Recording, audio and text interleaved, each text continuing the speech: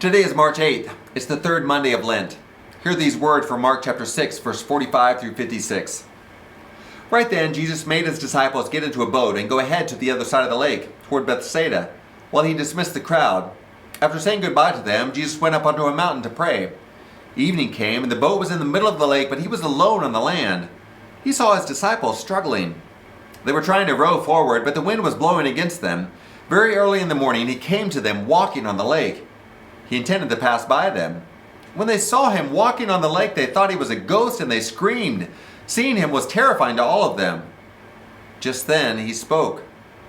"Be encouraged. It's me. Don't be afraid."